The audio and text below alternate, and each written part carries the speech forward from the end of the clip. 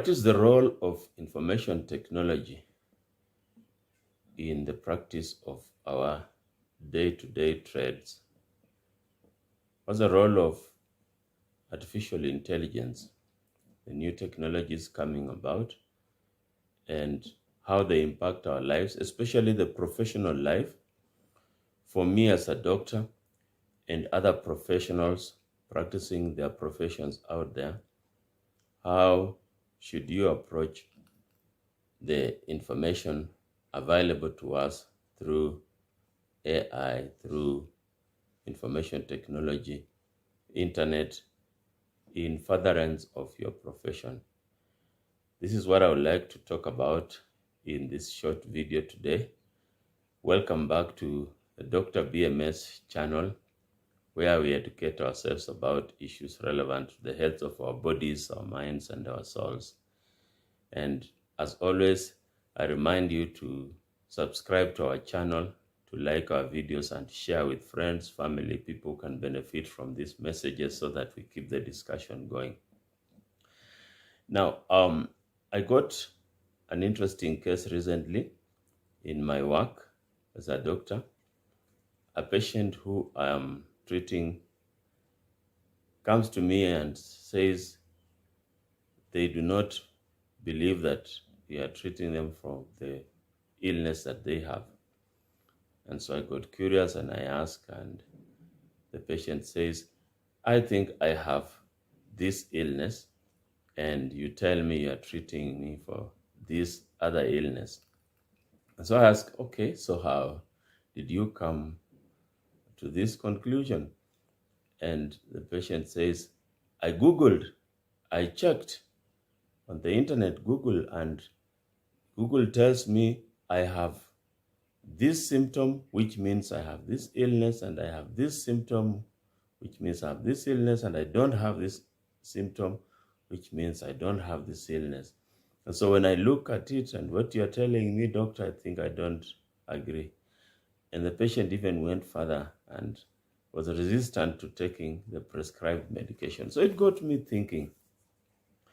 We are in the information age and we are going deeper and deeper into it. Now we have artificial intelligence, AI, which is promising even to take over some of the jobs we do. Maybe in future, Dr. BMS videos will be made by a machine, artificial intelligence. So I'll just maybe ask it, tell me something about malaria, and it will talk and record a video, who knows. But where will we be as humans, as professionals particularly? And this is what I would like to discuss.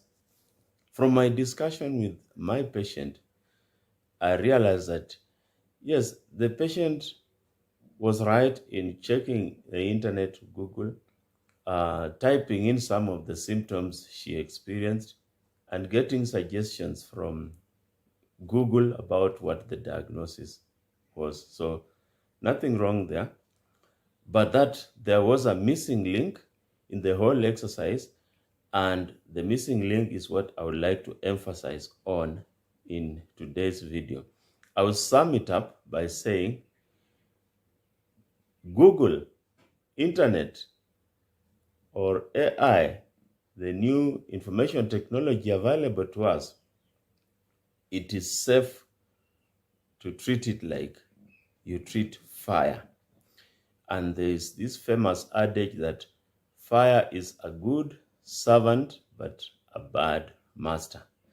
So I can extrapolate and extend to the topic of today by saying internet, Google, AI, those technologies of information are good servants, but they are bad masters.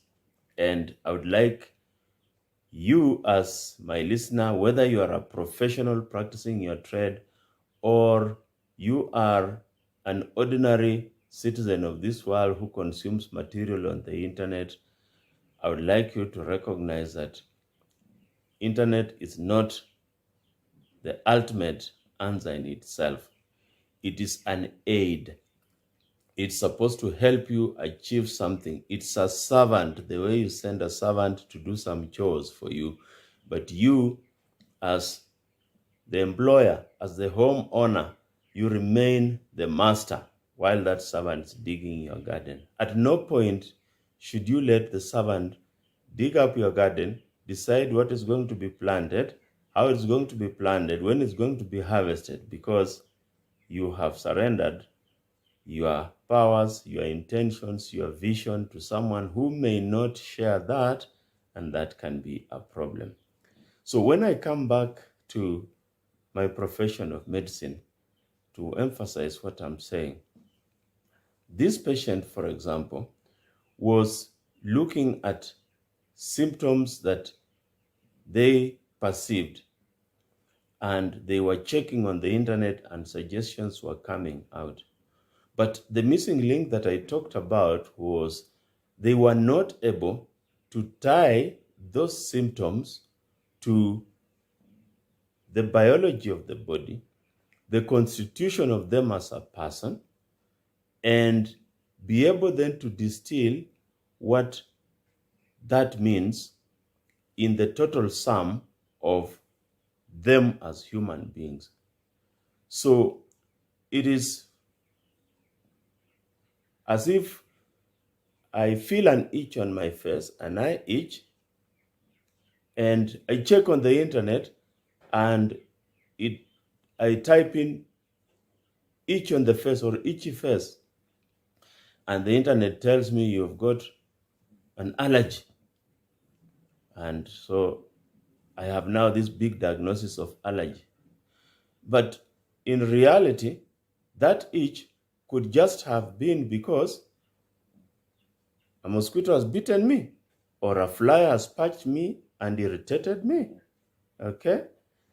And so if you're not able to put all the inputs that are required for you to make a diagnosis, for example, knowing that I was bitten by a mosquito yesterday, I was lying on the grass and the grass is able to provoke a little itch, then you may move to a conclusion that you have an allergy and proceed to check for medicine for allergy on the internet and even buy and consume the medicine when in fact you do not need it.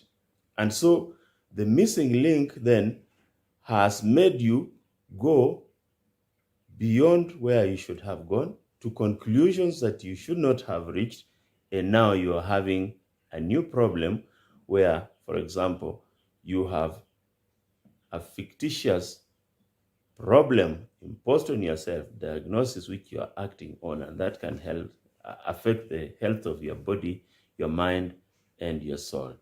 So for professionals, for example, if you rely too much on Google, on the internet, then you may make a wrong diagnosis because you're not able to apply all your senses in assessing the situation before you, but you just applying partial senses. For example, your eyes are checking the computer, your fingers are typing in, and if you are using voice assist, maybe your ears are hearing what the computer is saying, but your other senses are dull.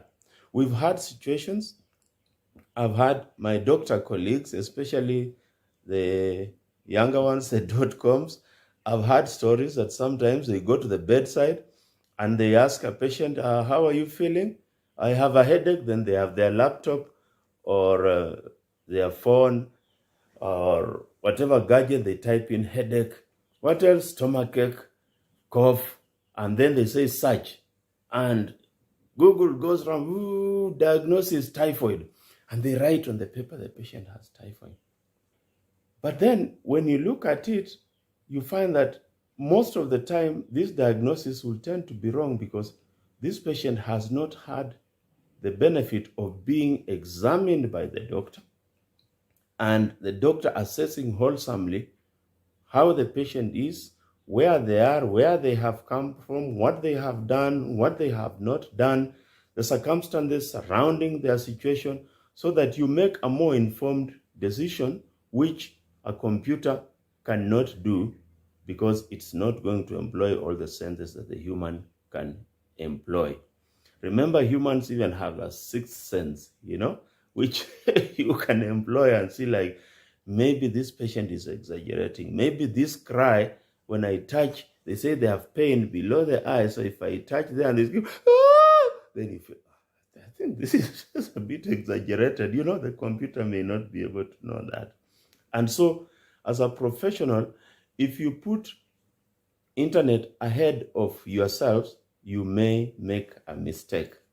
As a patient, as a citizen, as an ordinary person who is consuming information, professional information from the internet, maybe medical information, maybe you are in agriculture, maybe you are doing some construction.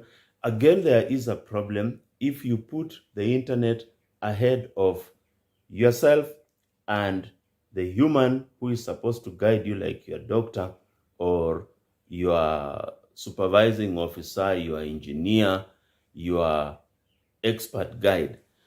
The problem is that the internet may exaggerate. It may bring out things that are not anchored in the perspective of time, place, reality, circumstances. And it can give you a diagnosis which is off the line, but which can make you waste your time, waste your resources in pursuit of that diagnosis which was not there. And in some cases, it can create a new problem. We've seen this particularly in medical circles where a patient starts to believe that they have what in reality they don't have. Now we start having a problem which we call paranoia. You are paranoid. You think you have got typhoid, but in reality, there's nothing to support this, only that you checked a few things, stomachache, lack of appetite, joint aches, and he told you that could be typhoid. And now you believe it's typhoid, and you're walking around buying medication off the counter, going for all sorts of tests just to prove that you have typhoid because you really believe you have typhoid. You have become someone who is mentally ill because you are paranoid and you are seeing things that are not there that can become a problem on its own. So back to where we started. AI, information technology, internet, Google, it's good for us, for our lives today. It helps to make things easy for us. But remember, you as a human, you are still superior to those things because you are the one who discovered them, invented them. And so it's better you, the human, and another human who is your doctor, like Dr. BMS, or your engineer, or your lawyer, or your architect. It's better that these persons be on the front line and then the internet, Google come in as support and not the vice versa, because the risks sometimes can be great, they can be costly, and they can even be deadly. See you again in another video of Dr. BMS.